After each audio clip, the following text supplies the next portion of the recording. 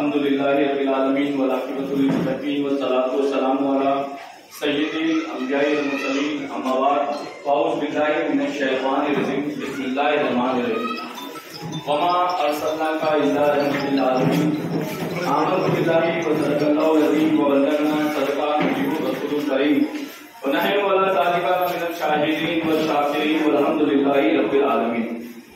कुरान शरीफ की तमाम आयत मुबारक में एक आयत मुबारक वमा अरसलनाका इल्ला रहमतल लिल आलमीन, इस आयत मुबारक आप तमाम फिरकों के मुताबिक अगर कुरान शरीफ का तर्जुमा किया जाए तो वाहिद एक ही तर्जुमा निकलता है कि जनाब मोहम्मद रसूलुल्लाह सल्लल्लाहु अलैहि वसल्लम सारी कायनात के लिए रहमतुल लिल आलमीन दुनिया में तशरीफ लाए। हम उस रब को मानने वाले हैं, हमारा रब रब्बुल आलमीन है और हम खातमुन नबी सल्लल्लाहु अलैहि वसल्लम की उम्मत है जो रहमतुल लिल आलमीन है। तो हम जिस नबी का कलमा पढ़ने वाले हैं, जिस नबी को मानने वाले हैं, जिस रब को मानने वाले, उनकी तारीफी, उनके सारे मामला हमें पता रहना चाहिए। आज आप पिछले 7-8 साल से देख रहे होंगे कि पूरे हिंदुस्तान में नबी करीम सल्लल्लाहु अलैहि वसल्लम की शान में तौहीन करी जा रही है, रब ताला की शान में तौहीन करी जा रही है। कई अजान को ध्वनि प्रदूषण के नाम पे बदनाम किया जा रहा है, कहीं मस्जिदों को अनलीगल के नाम पे शहीद किया जा रहा है, कहीं हमारे मदरसे के कागजात पूछ के शहीद किया जा रहा है।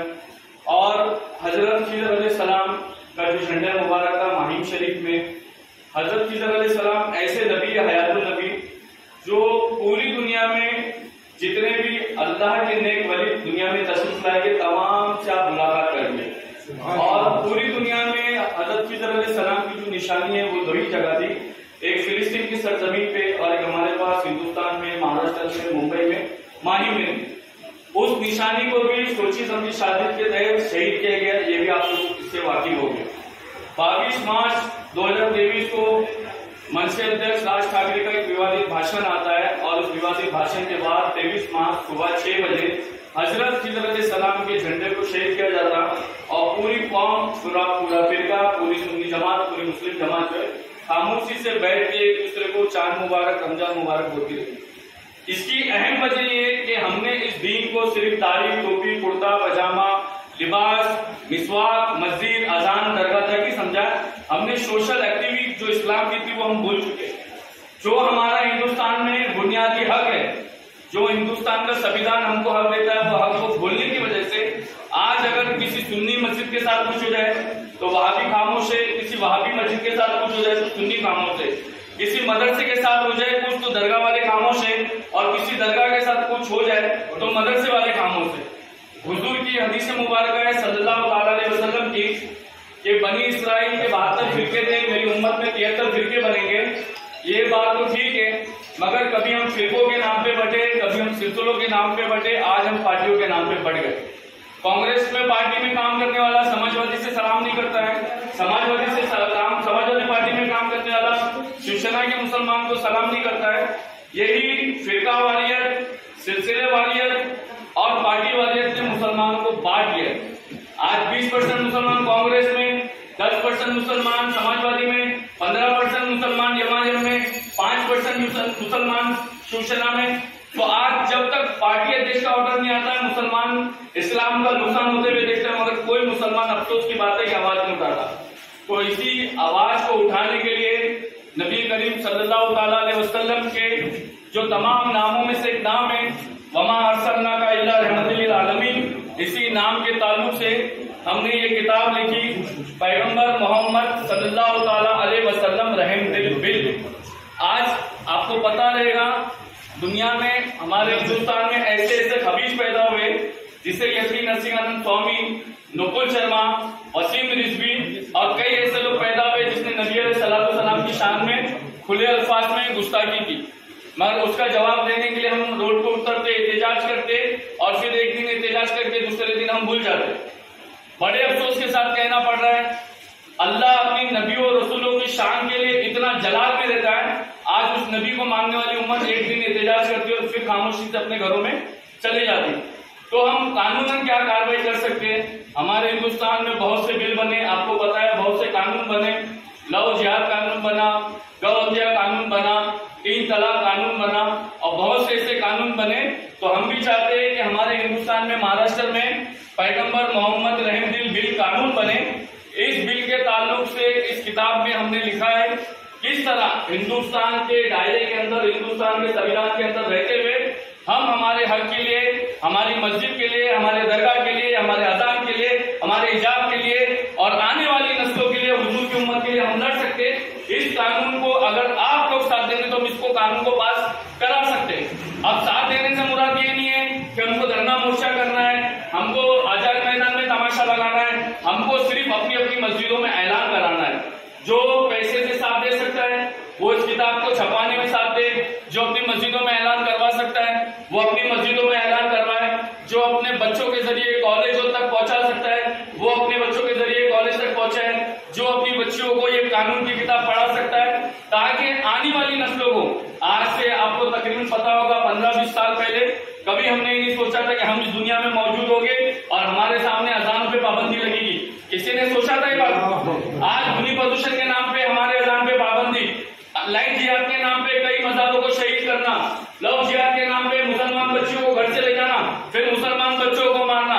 आज के सारे कानून सिर्फ मुसलमान और हिंदू में भेदभाव पैदा करने के लिए लगाए जा रहे हैं। मगर ये हिंदुस्तान है, हिंदुस्तान में हिंदू भाइयों का भी उतना हक है, मुसलमान का भी उतना हक है, जैन का, सिख का, ईसाई का, बुद्ध का, सबका बराबर का हक है। तो उतना ही हक इस हिंदुस्तान में मुस्लिम समाज का भी है। मगर हमारा हक हमको लड़के लेना है, मेहनत करके लेना है, ना ही किसी पार्टी की चमचागिरी, दलालगिरी और किसी पार्टी के पीछे हाथ बांध करके लेना है। अगर इस मस्जिद वाले, अगर सिर्फ शिवाजी नगर, रफीक नगर, मुंबई, महाराष्ट्र की मस्जिद वालों ने अगर साथ दिया तो महाराष्ट्र विधानसभा में हम इस कानून को लागू करवा के देंगे। आप लोग साथ देने तैयार है? साथ देंगे आप? सर कैंप दूसरी, अब ये तो हमारी दिन की बात हुई, अब कानून की बात।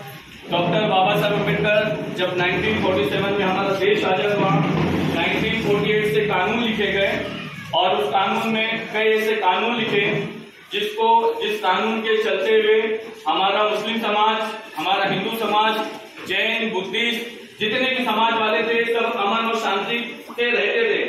मगर जब से ये मौजूदा हुकूमत आई और जब से गोदी मीडिया न्यूज चैनलों में आए, सिर्फ वाद विवाद, हनुमान चालीसा आप मस्जिद के बाद जाके क्यों पढ़े, मस्जिद की अजानें इतनी बुलंद क्यों हो गई, दरगाहें इतनी कैसे बन गई, मदरसे रजिस्टर है या नहीं है, ये सारे मामला आपके सामने आ गए। 1948 से जब कानून लिखना शुरू हुआ तो 1951 में कानून लिखा गया, अभिव्यक्ति की आजादी 1951 में लिखा गया। उस अभिव्यक्ति की आजादी का मतलब सिर्फ और सिर्फ ये था कि हर इंसान, हर छोटा बड़ा, गरीब अमीर, गोरा काला, कमाने वाला, गैर कमाने वाला, ताकतवर, कमजोर, बीमार, सेहतमंद, हर आदमी अपनी बात जो है हुकूमत के सामने रख सके। उस कानून का मतलब सिर्फ ये था कि अपनी बात रखना चाहिए। मगर उस कानून का नाजायज फायदा उठाते हुए टीवी चैनल पे ये बोला जाता है कि आपकी अजान में ये अल्फाज क्यों है, हनुमान चालीसा कौन कौन सी मस्जिद के पास पढ़ा जाएगा। तो इन सारी चीजों को रोकने के लिए और बाबा साहब अम्बेडकर के संविधान को लिखे हुए कानून को सही मायने में इस महाराष्ट्र की हुकूमत को और हिंदुस्तान की हुकूमत को याद दिलाने के लिए इस किताब को लिखा गया। अगर इस किताब को, कानून को पास कराने में अगर आप लोग हमारा साथ देंगे तो ये किताब पास होने के बाद फिर अजानों पे लगने वाली पाबंदी, मस्जिदों के नाम पे, मदरसों और मस्जिदों को पहुंचाने वाली तकलीफ, दरगाहों को शहीद करने वाला मामला और हिजाब का मामला, ये सारे मामला पे कम से कम 90% फर्क पड़ेगा। क्योंकि हम इस कानून को, कोई इस्लामी कानून हम हिंदुस्तान में लागू नहीं करवाना चाहते। ये कानून जो लिखा हुआ है सिर्फ और सिर्फ बाबा साहब अम्बेडकर का संविधान जो लिखा हुआ है वही संविधान हमने इसमें लिखा है। तो आप लोगों से अदमन गुजारिश है, अल्लाह और उसके रसूल के वास्ते हमारे साथ इस कानून को बनाने में साथ दे। इसकी अहम वजह यह है, अगर इस्लाम का बुनियादी हिस्सा अगर हम देखा जाए कि जंगें जो हुई है वो हर दौर में अलग अलग किस्म की हुई है। हमारे साथ उलमाए कराम भी मौजूद है। आपको पता है जब हजरत आदम अलैहिस्सलाम को बनाया गया, अल्लाह तबारक व तआला के बारगाह में फरिश्तों ने अर्ज किया कि अल्लाह ताला तू ये आदम को बना रहा है, इनकी औलाद दुनिया में जाके फितना फसाद पैदा करेगी। तो अल्लाह तबारक व तआला ने फरमाया कि जो बात मेरा आदम जानता है, ऐ फरिश्तों तुम नहीं जानते। तो अल्लाह ताला ने फरिश्तों को पूछा, बताओ दुनिया कब बनेगी, दुनिया कब खत्म होगी, अव्वल का मतलब क्या है, आखिर का मतलब क्या है। कब पैदा होगा, कौन से फूल का नाम क्या है, मगर कोई भी फरिश्ता इसका जवाब नहीं दिया। मगर जब अल्लाह तबारक व तआला ने यही सवाल आदम अलैहिस्सलाम से पूछने को फरिश्तों को कहा, जब फरिश्तों ने हजरत आदम अलैहिस्सलाम से जब ये सवाल पूछा, आदम अलैहिस्सलाम ने अव्वल से लेकर आखिरी तक का पूरा जवाब दिया। हम उस आदम की औलाद है, हम ऐरे गहरे नतु खैरे, हम किसकी पैदाइश है, हम किस नबी की उम्मत है, हमारा मकसद क्या है दुनिया में आने का, इसको हम आज फरामोश कर चुके। मस्जिद वाले मस्जिद का एक माला है, उसको 2 माला बनाने में लगे हुए, मदरसे का एक कमरा है, मदरसे को 2 कमरा बनाने में लगे हुए, दरगाह वाले कलर लगा हुआ है, कलर निकाल के टाइल्स लगाने मार्बल लगाने में लगे हुए। अजाने बंद हो जाए, बच्चियां चले जाए, दरगाहें शहीद हो जाए, मदरसे बंद हो जाए, उलमाओं को मारा जाए, किसी को कुछ लेना देना नहीं, क्योंकि हमने हमारे दीन को सिर्फ उतना याद किया है जितना हमारा पेट भरे, जितना हमारा काम चले। सही बात है या गलत बात? जब हजरत आदम अलैहिस्सलाम ने तमाम बातों का जवाब दिया, इसी बातों के जवाब के ताल्लुक से हजरत अल्लामा इकबाल ने फरमाया, बदल डाला है अंदाज़े बयां हमने अपना, बदल डाला है अंदाज़े बयां हमने अपना, वरना बंद कर दी थी कभी फरिश्तों की ज़बान हमने। ये नस्ल वो नस्ल थी जो फरिश्तों की जबान बंद करने की ताकत थी। आज इसी नस्लों की बच्चियों से भूखे छीने जा रहे, आज इसी नस्ल की मस्जिदों की अजानें बंद करी जा रही, आज इसी नस्ल की मस्जिदों को बोला जा रहा है कि भोंगी में आवाज ज्यादा हो गई, आज इसी नस्ल की मस्जिदों को बोला जा रहा है कि लाउड स्पीकर सैल्यूट किया जाए। मैं बोलता हूँ अजान से अगर ध्वनि प्रदूषण होता है, अगर हनुमान चालीसा भजन कीर्तन से ध्वनि प्रदूषण होता है, अजान को अल्लाह ने बहुत बड़ा मकाम रखा अजान का। मैं पूरी गारंटी से लिख के दे रहा हूँ, पूरी जिम्मेदारी से, आज तक किसी भजन कीर्तन की वजह से किसी की जान नहीं गई। क्या गई हमारे हिंदुस्तान में कोई मस्जिद में कोई मंदिर में भजन हो रहा हो, कहीं आरती हो रही हो, क्या किसी को अटैक आया, किसी ने अपने आप को जला के लिया? औरतें ब्लाउज में कमाटीपुरा में सरेआम जिस्म बेच दे। अगर कोई मुसलमान 1 से 2 शादी कर दे तो वो गैर कानूनी हो जाए। एक औरतों के 7 5 आदमी जिना कर ले तो उसकी इजाजत है, मगर कोई मुसलमान अगर 2 शादी कर दे तो गैर कानूनी हो जाए। रोडों पे तमाशे लग जाए, लोग धर्म के नाम पे, पॉलिटिकल पार्टियों के नाम पे 3-3 4-4 घंटा भाषण करके विवादित भाषण फैला दे, मगर 10 मिनट मस्जिद की अजान हो जाए तो विवादित भाषण के नाम पे, ध्वनि प्रदूषण के नाम पे मस्जिदों की अजान को बंद कर दिया जाए। इस सब के जिम्मेदार हम हैं। हमारी लापरवाही आज हमारे दीन को नुकसान पहुंचा रही। जहां हुजूर अलैहिस्सलाम ने फरमाया तुमको अगर इल्म हासिल करना है तुम चीन तक पहुंचो। उस जमाने में इल्म हुजूर की बारगाह में था, मगर हुजूर ने क्या फरमाया कि तुमको अगर इल्म हासिल करना हो और दुनिया में कामयाब होना हो, अगर चीन तक जाना पड़े तो जाओ। तो चीन में जो मिलने वाला इल्म था, महाराष्ट्र में और हिंदुस्तान में मिलने वाला इल्म था। हम जिस मुल्क में रहते उस मुल्क का कानून कायदा, उसका इल्म हमें मालूम होना चाहिए। ये सबसे पहली शर्त है कि आज हम डरते हैं। ये पुलिस वाले हमारे भाई, पॉलिटिकल नेता हमारे भाई, आर्मी हमारे भाई, सब हमारे दरमियान में, मगर हम सबको देखते डरते हुए। क्यों डरते हैं? क्योंकि हमको उसका नॉलेज ही नहीं। क्यों डरते हैं? क्योंकि हमको पता ही नहीं। मैंने समझा बस मुझे सुबह उठ के काम पे जाना है, फजर जोहर इशा मगरिब असर पढ़ना, घर में सोना है, शाम में उठ के फिर एक नागौरी होटल में जाके चाय पीना और बोलना यार इस्लाम के साथ बहुत गलत हो रहा। और फिर मौलाना साहब मस्जिद में दुआ करेंगे, ऐ अल्लाह खालिद बिन वलीद को भेज दे, सुल्तान सलाउद्दीन अय्यूबी को भेज दे।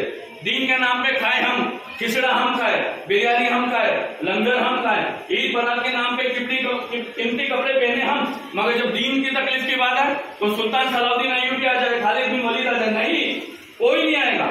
जिस जमाने में जिस चीज का नुकसान हुआ उसका नुकसान को हमको ही भरना है। बहरकैफ हजरत आदम अलैहिस्सलाम की मैंने बात बताया, मूसा अलैहिस्सलाम और फिरौन का जो जमाना था वो जमाना जादू का था। किसका था? एक तरफ हजरत मूसा अलैहिस्सलाम के मौजूदे थे, दूसरे तरफ फिरौन के जादू थे। मूसा अलैहिस्सलाम के मुकाबले में जादू करने वालों को उतारता था और हजरत मूसा अलैहिस्सलाम अपने मौजूदे दिखा के इस्लाम को मुकम्मल किया, इस्लाम का परचम लहराया। ऐसी तमाम नबियों और रसूलों के टाइम पे अलग अलग मामला से इस्लाम के सामने तकलीफ आई। इस्लाम ने कभी भी किसी रिक्शा चलाने वाले से, किसी बस चलाने वालों से, किसी किसान से, किसी जवान से मुकाबला नहीं किया। इस्लाम ने तारीख अगर इस्लाम की उठा करके देखोगे तो जब भी इस्लाम ने मुकाबला किया उस दौर की हुकूमत से मुकाबला किया। आज इस्लाम को नुकसान किसी मंदिर की तरफ से नहीं हो रहा है, इस्लाम को नुकसान किसी हमारे हिंदू भाई की तरफ से नहीं हो रहा है। आज इस्लाम को नुकसान सिर्फ पहुंचा जा रहा है तो हिंदुस्तानी हुकूमत की तरफ से पहुंचा जा रहा है। पहुंचा जा रहा है कि नहीं जा रहा है? ऐसे ऐसे कानून लगाए जा रहे हैं, सुप्रीम कोर्ट की गाइडलाइंस, मुंबई हाई कोर्ट की गाइडलाइंस, अजान से ध्वनि प्रदूषण। अरे अजान माशाअल्लाह, तुम अजान से ध्वनि प्रदूषण बोल रहे हो, अल्लाह अकबर बोलने से क्या किसी ने कभी फांसी लगा लिया है? प्रदूषण नहीं हो रहा है, हनुमान चालीसा और भजन कीर्तन से ध्वनि प्रदूषण नहीं हो रहा है। ध्वनि प्रदूषण सिर्फ इस जमाने में हो रहा है तो इस जमाने की पॉलिटिकल पार्टियों से हो रहा है, जो हिंदू मुसलमान को बांटने का काम कर रही है या नहीं कर रही। जब से ये मौजूदा हुकूमत आई है सिर्फ हिंदू मुसलमान को बांटने का काम कर रही है, और इस्लाम इस चीज की इजाजत नहीं देता। इस्लाम अपनी ताकत के साथ, हक्कानियत के साथ हमेशा हर दौर में खड़ा। आप तमाम लोगों को पता है कि हुजूर अलैहिस्सलाम के जमाने में जब यहूदी और एक मुसलमान का वाकया सामने आया, मुसलमान अपने खेत में पानी ज्यादा छोड़ता था और यहूदी को पानी नहीं देता था। एक मिनट, नाम नियाज मुसलमान, जो किसी गैर मुसलमान पे जुल्म करे वो मुसलमान भी नहीं हो सकता। ये इस्लाम का दस्तूर है। इस्लाम ईमानदारी का नाम है, इस्लाम वफादारी का नाम है। इस्लाम सिर्फ इबादत का नाम नहीं, इबादत तो फरिश्ते भी करते हैं। इंसान और इस्लाम सिर्फ जुड़ा हुआ है तो अपनी ईमानदारी के साथ और हक़ानियत के साथ जुड़ा हुआ। जब यहूदी के खेत में पानी नहीं आता था, यहूदी ने उस मुसलमान को लिया, तमाम साहबा की बारगाह में फैसला करने के, तमाम साहबा ने बोला कि एक दिन पानी तू ले ले और दूसरे दिन पानी को यहूदी को छोड़ दे। उसने इनकार करा। हुजूर अलैहिस्सलाम की बारगाह में मुसलमान और यहूदी पहुंचे। पहुंचने के बाद हुजूर अलैहिस्सलाम ने फरमाया कि एक दिन पानी पहले तू ले लेना, दूसरे दिन पीछे जो यहूदी है वो इंसान है, इंसानियत के एतबार से उसको तो पानी छोड़ देना। मगर उस मुसलमान ने, नामनियत मुसलमान ने इनकार करा। फिर हजरत उमर रज़ियल्लाहु तआला अन्हु की बारगाह में पहुंचने के बाद मामला क्या हुआ आपको सारे को मालूम है। इस्लाम किसी के हक तलबी का नाम नहीं है, ईमान वाला किसी गैर मुसलमान पे जुल्म करने वाले का नाम नहीं है। इस्लाम अपनी ताकत खुद रखता है। तो कहने का, बोलने का मतलब ये, हर दौर में इस्लाम के सामने मुखालिफ ताकतें जो आई है वो अलग अलग शक्ल में आई। मूसा अलैहिस्सलाम के जमाने में जादू की शक्ल में आई, हुजूर अलैहिस्सलाम की शक्ल में। जब हुजूर अलैहिस्सलाम का दौर आया तो पावर और इख्तियार की शक्ल में, बादशाह की शक्ल में आई। हजरत ख्वाजा गरीब नवाज का दौर आया तो जादू की शक्ल में आई। हर दौर में इस्लाम का मुकाबला सिर्फ और सिर्फ हुकूमत से हुआ। ये बात जहन में रखे। इस दौर में हमारा कोई हिंदू भाइयों से, दलित भाइयों से, जैन भाइयों से, ईसाइयों से किसी से कोई मुकाबला भी नहीं, ना किसी से नुकसान में ना फायदा। सिर्फ हमारा नुकसान जो हो रहा है मौजूदा हुकूमत की वजह से। तो आपसे अदबन गुजारिश है, पैगंबर मोहम्मद सल्लल्लाहु अलैहि वसल्लम रहम दिल जो बिल लिखा गया है, इस बिल को, कानून को पास कराने में मैं बात अच्छी तरह से जानता हूँ। बहुत से लोगों को ऐसा लग रहा भाई ये कैसा होगा, ये कैसा होगा, ये कैसा होगा। ये किताब बाबा साहब अम्बेडकर के संविधान के नाम पे लिखी तो गई है, कानून लॉ ऑफ इंडिया तो लिखा हुआ है, मगर इस किताब को लिखने के टाइम हमने अल्लाह उसके रसूल की जात पे भरोसा रख के लिखा। अगर एक किताब में बाल बराबर में, हुरूफ में अगर मिस्टेक होती तो हम कब के गिरफ्तार हो होते। इस किताब में जेर और जबर में भी मिस्टेक नहीं। इस किताब को बंगाली में, तेलुगु में, उर्दू में, हिंदी में, इंग्लिश में और गुजराती में 5 से 6 जबान में लिखा गया। 5 से 6 जगह पे इसको कानून को बनाने की कोशिश की गई। कोई भी काम दुनिया में नामुमकिन नहीं है। अगर हम जात, अल्लाह की जात पे भरोसा रख के चले तो मुश्किल जरूर है, तकलीफों का सामना जरूर करना है, मगर नामुमकिन नहीं है। आज हमने दीन को इतना समझाया कि फला हजरत बहुत अच्छा बयान करते हैं, उनको बुला दो और पूरी कौम होशियार हो जाएगी। मैं बोलता हूँ फला हजरत ने पिछली मरतबा जिधर बयान किया था उस कौम कहाँ चली गई। अगर सिर्फ दीन बयानों से फैलता तो सहाबा कितनी जंगें लड़ी। सहाबा को जंग लड़ने की जरूरत क्या थी। दीन में हर चीज जरूरी है। जहाँ जबान की जरूरत पड़ी जहाँ जबान की, जहाँ तलवार की जरूरत पड़ी वहां तलवार की। और इस जमाने में हमें और आपको सिर्फ कलम की जरूरत। आज हमारा कलम उठाइए और कोई भी आपको तकलीफ देता है उसके बारे में आप शिकायत करें। आप पुलिस को लिखे कि फला फला शख्स तकलीफ देता है, पुलिस नहीं सुनती। आपके विधायक को लिखे, विधायक नहीं सुनता है। कलेक्टर को लिखे, कलेक्टर को नहीं जब सुनता है तो आप कोर्ट में जाके खुद इन पर्सन आर्टिकल 226 के तहत, 226 के तहत आप खुद बिना वकील के आप खुद जाके अपना केस लड़ सकते हैं। आज हिंदुस्तान के संविधान में वो हमारा अधिकार है, मगर अधिकार को समझने के लिए मेहनत करने की जरूरत है। डेली 1 घंटा, डेली 1 घंटे में सिर्फ आधा घंटा दीन सीखे कि साहबा ने इस दिन के खातिर कितनी तकलीफ उठाई, और आधा घंटा सिर्फ लॉ ऑफ इंडिया सीखे आप कि संविधान ने, बाबा साहब अम्बेडकर के संविधान में हमें कितनी आजादी की। आज मुसलमानों पे कानून बनाए जा रहे हैं। मैं बोलता हूँ कि मुसलमान को तुम नहीं खत्म कर सकते। मुसलमान सिर्फ गवंडी में, भिवंडी में, बंबई में, महाराष्ट्र में, हिंदुस्तान में नहीं, मुसलमान पूरी दुनिया में है। तुम हिंदुस्तान के मुसलमान को दबा तो सकते हो मगर खत्म नहीं कर सकते। तो अगर अपने आप की इज्जत बचाना है, अपनी दाढ़ी, अपनी टोपी, अपनी दरगाह, अपनी मस्जिद, अपनी अजान, अपने बच्चों के हिजाब को बचाना है तो बाबा साहब अम्बेडकर के लिखे हुए संविधान को पढ़िए, लोगों को पढ़ाए, लोगों को समझाए। हम जो बूढ़े हजरात है वो अपनी तौबा और मगफिरत में लगे हुए, जो जवान है वो अपनी बच्चे हैं वो अपना कैरेक्टर बनाने में लगे हुए। तुम जो बच्चे हैं इस सदी के, वो इस्लाम का भी फ्यूचर है और वो हिंदुस्तान का भी फ्यूचर है। याद रखना, आने वाला जो नुकसान होगा वो सिर्फ इस्लाम का नुकसान नहीं होगा, उसी नुकसान के साथ हिंदुस्तान का भी नुकसान होगा। जो बाबा साहब अम्बेडकर ने संविधान लिखा, उस संविधान का गला घोटा जा रहा है। हमारे मुसलमान का गला ना तारीख में कोई घोट सका है, ना कोई घोट सकता है। मगर इस हिंदुस्तान में जो बाबा साहब अम्बेडकर संविधान लिखने के बाद सबको बराबरी का हक दिया गया था, आज उस हक की हक तलबी करी जा रही, आज उस संविधान को दबा जा रहा। तो हमारे और आपके, हम हिंदुस्तानी मुसलमान हैं। हुजूर अलैहिस्सलाम के जमाने में आप एक पहाड़ की चोटी पे तशरीफ ले जाते और आप हल्के से अपना सीना खोल के हवा लिया करते थे। और सहाबा ने पूछा कि हुजूर आप इस तरफ आते और पहाड़ की चोटी की तरफ आप हवा लेते।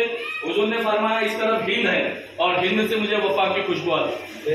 हमें इस हिंदुस्तान की हिफाजत करके बताना है। ये हिंदुस्तान के बारे में नबी करीम सल्लल्लाहु अलैहि वसल्लम ने फिर फरमाया कि इस तरफ हिंद है, हिंद की वफा की खुशबू आती। हमारे दीन ने कभी हिंदुस्तान का नुकसान नहीं किया। और मुसलमान, दीनदार मुसलमान होने की सबसे पहली शर्त ये है कि तुम्हारे और हमारे होते हुए कभी हिंदुस्तान का नुकसान नहीं होना चाहिए। होने देंगे या नहीं होने देंगे? नहीं होने देंगे। ये अजान को रुकाना, बच्चियों के भुटकों को छीनना, अलग अलग कानून बनाना, ये मुसलमान का कुछ नहीं हो रहा है। जो कुछ हो रहा है हिंदुस्तान का नुकसान हो रहा है। आज मुसलमान को दबाया जा रहा है, कल फिर दलितों को दबाया जाएगा, फिर जैनों को दबाया जाएगा, फिर ईसाइयों को दबाया जाएगा, फिर पारसियों को, फिर सिखों को दबाया जाएगा। आज मुसलमान के जुल्म को देखे, मुसलमान की तकलीफ को देखे तमाम मजहबी लोग खामोश बैठे हुए। ये नहीं, आज मेरा घर जल रहा है, मेरा घर जब जल के बुझ जाएगा फिर तुम्हारे घर की बारी आने वाली। ये याद रखना। मैं तमाम मजहबी लोगों से, चाहे वो सिख हो, ईसाई हो, जो कोई भी हो, आज मुसलमान की बच्चियों के भुरके छीने जा रहे हैं। दरगाहों को, मस्जिदों को लैंड जेल के नाम पे शहीद किया जा रहा है। अजानों पे पाबंदी लगाई जा रही, ध्वनि प्रदूषण बोल के। आज हमारी बारी है। अजान तुम हिंदुस्तान से बंद कर लोगे, पूरी दुनिया में अजान कयामत तक होते रहे। आज मुसलमान की दाढ़ी पे पाबंदी लगा दो, बच्चियों के भुरके पे पाबंदी लगा दो, पूरी दुनिया में बच्चियां भुरके पहन के फिरने वाली है। मगर आज मेरा घर चल रहा है, आज तमाम कौम, तमाम मजहबी लोग बैठ के खामोशी से देख रहे हैं। हमारा घर जलेगा और जल के बुझ जाएगा, मगर जब तुम्हारा घर जलेगा तो तुम कभी नहीं बुझा पाओगे। आज मुसलमान को तकलीफ देने वाले वो सोच ले कि मुसलमान सिर्फ गवंडी में और भिवंडी और मुंबई और महाराष्ट्र, हिंदुस्तान में नहीं बल्कि पूरी दुनिया में मुसलमान मौजूद है। मुसलमान को तकलीफ देने वाले, मुसलमान के खिलाफ भौंकने वाले ये अच्छी तरह से समझते कि एक मुसलमान को तकलीफ दोगे तो हमारे नबी ने फरमाया एक मुसलमान दूसरे मुसलमान का भाई है, एक मुसलमान दूसरे मुसलमान के जिस्म का हिस्सा है। हमारे फिरके अपनी जगह, हमारे सिलसिले अपनी जगह, हमारी पार्टी अपनी जगह, मगर किसी भी मुसलमान के ऊपर दाढ़ी पे, टोपी पे, मस्जिद पे, अजान पे, जब पे अगर हमला करेंगे तमाम मुसलमान उसका जवाब देने तैयार होगे या नहीं होगे? मैं अपनी बात को यही खत्म करता हूँ और आप लोगों से उम्मीद करता हूँ जो बात आप लोगों के सामने कही गई उस पर आप लोग अमल करेंगे। ये किताब लिखने के लिए 5 साल गया मुझे। कितना साल? 5 साल लिखने के लिए गया, क्योंकि हर चीज का जो फायदा होता है उसका एक नुकसान भी बहुत बड़ा सामने आता है। तो हर नुकसान और फायदे को सोच के किताब लिखी गई कि कोई भी हमारा बोला हुआ अल्फाज हमारे हिंदू भाइयों को या हुकूमत को या किसी चीज को तकलीफ ना, नजरिया ना बने। ये सारी चीज रखते हुए हमने लिखी कि किस तरह बाबा साहब अम्बेडकर के संविधान ने हिंदू, मुसलमान, दलित, जैन, बुद्ध, ईसाई को हिंदुस्तान में बराबर का हक दिया था। मगर आज मौजूदा हुकूमत राजनीति करने के लिए सारे कायदे कानून मुसलमान के खिलाफ ला रहे हैं। देश के प्रधानमंत्री जो खुद अपनी बीवी को नहीं संभाल सके, आज मुसलमान के ऊपर 2 शादियों के ऊपर बकवास कर दे। तो जो इंसान अपना घर नहीं संभाल सका, आज वो इंसान देश संभालने की बात कर रहा है। बहर के ये उनकी पार्टी का मसला है, वो देखे। हमें और आपको चाहिए कि हम हमारी बच्चियों को संभालें, हमारे मदरसे को संभालें, हमारी अजान को संभालें। अजान के ताल्लुक से मुझे मालूम पड़ा कि इस जुम्मा को ना साहब, इस जुम्मा को पुलिस आई थी फैजुल रसूल मस्जिद के पास और ये कहा था कि भाई आपके मशीन चेक करिए। अगर आप लोगों के पास कभी पुलिस आती है तो पुलिस आने का 2-3 रीजन होता है। एक, अगर कांस्टेबल कोई हवलदार अगर आता है तो उसको उस इलाके के जो सीनियर इंस्पेक्टर होते हैं वो भेजते हैं। दूसरा, होम मिनिस्टर का ऑर्डर होता है। तीसरा, कलेक्टर का ऑर्डर होता है। तो आपके पास कोई भी पुलिस आती है तो आप उनसे लिखकर मिले कि सर आपको किसने भेजा। 150 आदमी को जमा करके बहसबाजी करना, उज्जत करना या नहीं, बल्कि सिर्फ कमेटी 4 आदमी करके पूछे कि सर आप आए हमारे पास, आपको किसने भेजा है, आप हमारे को लिख के दे देंगे। ठीक है, अगर वो लिख के ना दिया जाए तो एक आईटीआई होता है, 2005 अधिनियम के ताल्लुक से आप वो ITI मान के पुलिस से सवाल कर सकते। सर आप हमारी मस्जिद के पास आए थे, आपको हमारी मस्जिद के खिलाफ किसने कंप्लेंट किया है, किसके ऑर्डर से आप आए, वो सारी बातें पूछ के रखें ताकि बहुत ही जल्द हम मुंबई हाई कोर्ट में अपील करने वाले अजान के ताल्लुक से मैं आपको बताना चाहता हूँ। ये मुंबई हाई कोर्ट की फाइल है, कुर्ला में 2022 की लिखा है। कुर्ला में 2 कमेटी थी, उन कमेटियों ने 5 मस्जिदों के खिलाफ कंप्लेंट करी और जब पुलिस वाले देखो अपनी मर्जी से कोई काम नहीं करते, हम समझते कि ना पुलिस वाले अपनी मर्जी से काम करते। पुलिस वालों के पास 5 मस्जिदों के खिलाफ डेली वो कमेटी जो संस्था है लेडीज लोग कंप्लेंट करते थे और जब पुलिस ने कुछ कार्रवाई नहीं करी तो उन लोगों ने मुंबई हाई कोर्ट में अपील करी और कुर्ला की जो है बड़ा कब्रिस्तान मस्जिद कसाईवाड़ा, बड़ा कब्रिस्तान मस्जिद, मस्जिद बिलाल, हक्कानी मस्जिद और अहले हदीस मस्जिद आपको पता होगी कुर्ला में, ऐसी 5 मस्जिदों के जो अजान पे वहाँ पे पाबंदी लगी और ऐसे ही मामला धीरे धीरे करके पूरे हिंदुस्तान में होगा। तो आपके ऊपर अगर आपकी मस्जिद के ऊपर, दरगाह के ऊपर, अजान के ऊपर कोई मामला अगर आता है तो आप तुरंत जवाब पूछे, पुलिस को आपसे दोषी ना समझे क्योंकि पुलिस वही करती है जो पुलिस को ऑर्डर दिया जाता है। पुलिस अपनी मनमर्जी से एक कदम भी नहीं चल सकती। तो आपकी मस्जिद के बाद अगर कोई कानूनी कार्रवाई करने आता है तो आप उनको ताबड़तोड़ पूछे, सर आपको किसने भेजा, सीनियर इंस्पेक्टर ने भेजा है या आप कलेक्टर के ऑर्डर से आए या कोर्ट के ऑर्डर से आए या होम मिनिस्ट्री की तरफ से आए, आप पूछे। वो ना बोले तो कोई बहसबाजी करने की जरूरत नहीं। आप ITI करके फला दिन, फला तारीख को, फला टाइम पे पुलिस हमारे यहाँ आई थी, वो किसके ऑर्डर से आई थी, आप जैसा ये इलाके में जो ACP ऑफिस हमारा खेड़ा नगर लगता है, आप ACP ऑफिस से अपनी रिपोर्ट निकाल सकते हैं और सारी रिपोर्ट निकालने के बाद हम मुंबई हाईकोर्ट में अपील करेंगे कि हमारे आजाद की वजह से तो कभी किसी की जान गई नहीं है ना। तो ये चीज ध्यान में रखे, कोई भी काम करे तो संविधान के दायरे में रह के करे। ऐसा नहीं है, इस्लाम ने कभी किसी से हुज्जत करने का हुक्म नहीं किया, समझाने का और सोच समझ के चलने का नाम इस्लाम है। क्योंकि आज लोग चाहते हैं कि हिंदू मुसलमान आपस में लड़े, भेदभाव पैदा हो। कोई भी पार्टी हो, चाहे शिवसेना हो, चाहे कांग्रेस हो, समाजवादी पार्टी हो, BJP हो, चाहे MIM हो, हर पार्टी ये चाहती है कि हिंदू मुसलमान की राजनीति हो और वोट बैंक हमारे प्लेट में आए, हमारी थाली में आए। तो ये जो मसला जो चल रहा है हिंदुस्तान में, ये हिंदू मुसलमान का मसला नहीं है, ये पॉलिटिकल पार्टियों का मसला है। हिंदुस्तान का प्रधानमंत्री कोई भी बने, हमको उससे ऑब्जेक्शन नहीं है, मगर हमारी मस्जिद हो, हमारी अजान हो, हमारी दरगाहों तक हमारी बच्ची तो कोई जाएगा तो उसके खिलाफ हम कानूनी कार्रवाई करेंगे। अस्सलाम वालेकुम रहमतुल्लाहि व बरकातुहू। आप लोगों से उम्मीद करता हूँ कि इस किताब को छपाने में और अगली मीटिंग, आज हमने पूरे शिवाजी नगर की मीटिंग रखी थी, अगली मीटिंग इंशाल्लाह पूरी मुंबई मस्जिद की रखेंगे ना इंशाल्लाह। आप लोगों को बातें समझ में अगली मीटिंग हम पूरी मुंबई की मस्जिदों की रखेंगे और पूरी मुंबई की मस्जिदों को बुला के इस मसले पे काम करेंगे। देखो, जब तक हम एक नहीं होंगे ना हम ताकतवर नहीं होंगे। खाना पेट में डालने के लिए मुट्ठी बनना जरूरी है, समझे। खाना कितना भी खूबसूरत हो, हम कितने भी ताकत हो, हमारे फिरके वो अपनी जगह, वो हुजूर अलैहिस्सलाम की हदीस मुबारक थी, उसको हम इनकार नहीं कर सकते। हमारे सिलसिले कोई रज़वी हो, कोई कादरी हो, कोई चिश्ती हो, कोई नक्शबंदी हो, कोई सोहरवर्दी हो, कोई साबरी हो, कोई भी हो, सब सिलसिले हमारे साथ हो गए। मगर इस वक्त जो नुकसान पहुंचाया जा रहा है वो फिरकों को नहीं, वो सिलसिलों को नहीं, वो खानकाहों को नहीं, इस्लाम को नुकसान पहुंचाया जा रहा है। और इस्लाम के नाम पे हम तमाम लोग एक अल्लाह का, एक नबी का कलमा पढ़ने वाले, हम एक कुरान पढ़ने वाले और एक ही संविधान जो है बाबा साहब अम्बेडकर का लिखा हुआ है, उसी संविधान को हम मानते हुए कानून के दायरे में रहते हुए हमें और आपको काम करना है। जो लोग इस किताब को बनाने में हिस्सा लेना चाहते वो ले सकते। जो लोग सिर्फ और सिर्फ पूरी बॉम्बे की मस्जिद में 2000 मस्जिद है, 2000 मस्जिद में जो 100 किताब अपने को पहुंचाना है कि जब हम महाराष्ट्र विधानसभा में इस कानून को अपील करेंगे, जब मोदी मीडिया या कोई मीडिया निकलेंगे बाहर निकल के पूछेंगे हजरत इस किताब का मतलब क्या है, पैगम्बर मोहम्मद रहमदिल का मतलब क्या है, तो हमारे उलमाए कराम, हमारे अवाम, हमारे खानकाहों के पीर, उनको सबको मालूम रहना चाहिए पैगम्बर मोहम्मद रहमदिल सल्लल्लाहु अलैहि वसल्लम का मतलब क्या है। हमारे नबी वमा अरसलनाका इल्ला रहमतिल आलमीन, तमाम कायनात के लिए रहम बन गया है और ये किताब हमारे हिंदुस्तान के संविधान को बचाने के लिए लिखी गई। सलाम अलैकुम रहमतुल्लाहि व बरकातहू। तो माल देंगे ना, कभी हमसे होगा कि सरकार सल्लल्लाहु अलैहि वसल्लम का जानो जलाल देंगे। ये हमारा ईमान कामिल होना चाहिए। मैं अपनी 45 साल की इस जिंदगी में जो खिदमत किया हो, मुझे इस जवान लड़कों के साथ में काम करते हुए खुशी इस बात बात की होती है कि मैं अपनी उम्र को और अपने तजुर्बे को, अपनी पोजीशन को न देखते हुए मैं अल्हम्दुलिल्लाह उलमा से लेके भांडुप तक के कई मदरसे और कब्रिस्तान का मैं जिम्मेदार हूँ, अदना झाड़ू वाला हूँ। बहरहाल 18-18, 20-20 अखबार में मेरे फोटो वगैरह जो 6 दिसंबर को होता है या कलाम पाक की बेहुरमती की जाती है सूरत में, उसके हवाले से हम मीनारा मस्जिद और भेंडी मेयर में प्रोग्राम करते रहते हैं। मुझे यहाँ पर आके यूसुफ के पीछे खड़े रहकर या उनके सदर साहब या उनके जो हुसैन भाई ऐसे जितने भी हैं और लोगों को मैं नहीं जानता, लेकिन अल्लाह ताला इनको हम पर देर सेहतियाबी के साथ हयात रखे।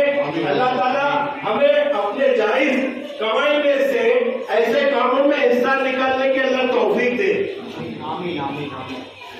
आप इस कमेटी के लिए, यहाँ के काम करने वालों के लिए, मैं इससे पहले भी कई मरतबा बोल चुका हूँ, प्रेस कॉन्फ्रेंस वगैरह आपको नहीं मालूम है, माशाल्लाह हर जगह ये पहुँचता है और इसके साथ वाले पहुँचते हैं, जो कि बहुत कम लोग सोच पाते हैं कि हाजी मलक में 5 पीर का मसला हो या मखदूम शाह माहिमी में ख्वाजा खिदर की बारगाह का मसला हो या और कहीं कहीं और जहाँ पर 450-600 मसाजिद और मदारिस के कलाम पाक को निकालकर चौराहे पे जलाया गया, क्या हम लोग उसकी फिक्र करते हैं?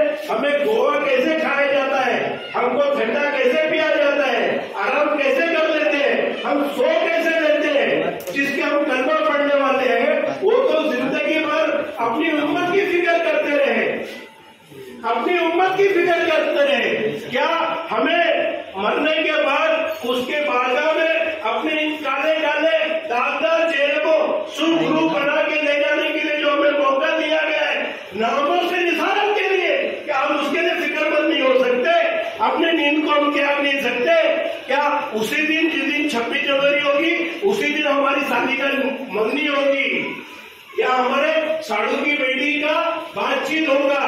उस सब चीजों को बाजार ताक रखते हुए नबी की मोहब्बत के लिए, नबी की अजमत के लिए, नामों से रिसालत के लिए मैं अपने खून से लिख कर देने तैयार हूँ कि ये जान जो बाकी है, पल हो या 10-20 साल हो, अगर उससे पहले नामों से रिसालत के लिए जाती है तो मैं अपने होशो हवास में रहकर अपने खून से लिख कर देने तैयार हूँ। क्या आप लोग भी इस चीज के लिए तैयार होंगे? अपने बच्चों को तैयार करेंगे? आजाद मैदान में इज्तिमा होता है, हजारों लोगों को कहते हैं कि हाथ उठाकर वादा करो कि अपने चेहरों पे दाढ़ियां रखेंगे, सर पे टोपियां रखेंगे, बच्चों को इमामा पिलाएंगे। हमारे मुंह में गोवा होता है, हम वीडियो देखते रहते हैं, हमारे बच्चों को बोलते चल चल जा, अजान हो रही है, मस्जिद में नमाज पढ़ने जा। तो आप पर ही नबी की बातों का असर नहीं हुआ तो वो बेचारा बिहार और यूपी और दरभंगा से यहाँ पर आके 2-5 साल से 50-60 बच्चों को जो तालीम दे रहा है वो उनमें क्या करेगा? क्या जादू की लकड़ी है उसके पास? क्या जादू की कोई छड़ी है जो आप अपने 3 बच्चों को सही पढ़ा नहीं पाए तो वो 60 बच्चों को 3 वक्त में जो है 180 बच्चों को पढ़ाकर वो आलिम हाफिज कारी माँ बाप का फरमा बना देगा?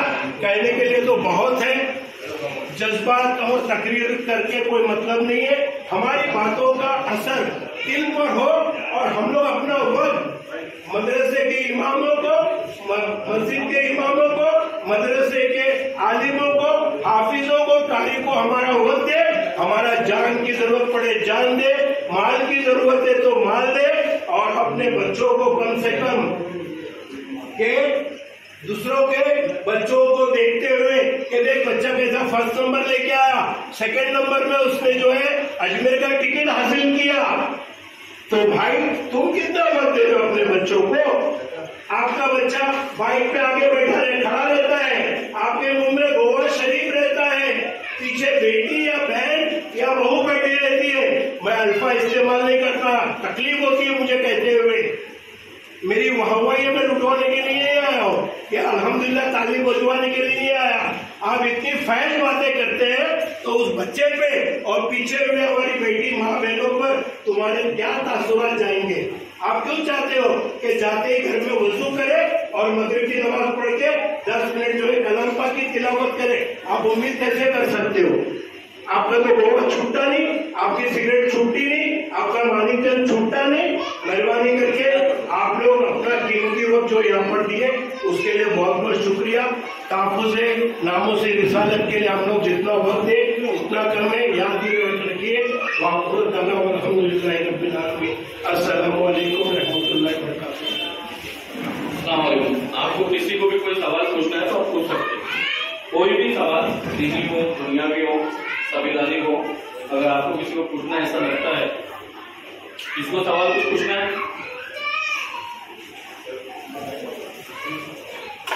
आप सोचते हैं कि उसके बाद कोई सवाल करना चाहता है मस्जिद के मदरसे के मामले से, वो आप उससे मामला को इधर रख सकते हैं।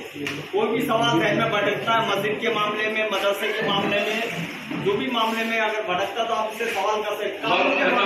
वक्त खत्म हो रहा है और अहम मसला ये है कि सबसे पहला महाराष्ट्र में 288 एमएलए है, 288 एमएलए है। 288 एमएलए को हम ये बुक किताब पहुंचाएंगे और जो मंत्रालय लेवल पे, मंत्री लेवल पे, उनसे हम स्पेशली जाके मिलेंगे। आप लोगों से भी गुजारिश है कि आप लोग भी हमारे साथ आए मुलाकात करने में। जो कानून बनाने का कायदा है वो मैं कायदा आपको बता दे रहा हूँ। 288 एमएलए महाराष्ट्र में है, वो 288 एमएलए तक ये किताब पहुंचाना और जो मंत्री लेवल पे एमएलए हैं उनसे जाके मुलाकात करना और खास करके अपने अपने सदन के जो एमएलए हैं उन तक ये बात पहुंचाना। और उसके बाद अगर जब सदन में बात ना हो तो सारे डॉक्यूमेंट्स लेके मुंबई हाईकोर्ट में हम अपील करेंगे कि सारे कानून जब बन रहे तो एक कानून जो बाबा साहब अम्बेडकर का संविधान है, जो मौजूदा हुकूमत भूली बैठी है, उस कानून को हम वापस लागू करवाना चाहते हैं। तो इस ताल्लुक से मुंबई हाईकोर्ट अपील कर सकते हैं। अगर आप लोगों को कुछ मशवरा देना है, कुछ भी सवाल करना है तो आप कर सकते हैं। किसी को कुछ पूछना है आप?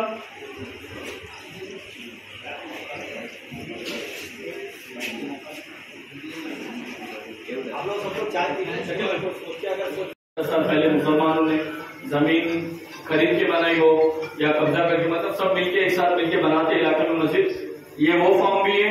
और दूसरा ये फॉर्म वो है कि किसी ने 10-15 लोगों ने मिलकर किसी का घर खरीद के उसको मस्जिद बनाया तो उसको भी वक्फ बोर्ड में हम रजिस्टर कर सकते हैं। दोनों भी फॉर्म हमारे पास मौजूद हैं और हम आपको फ्री में फॉर्म भी देने तैयार है।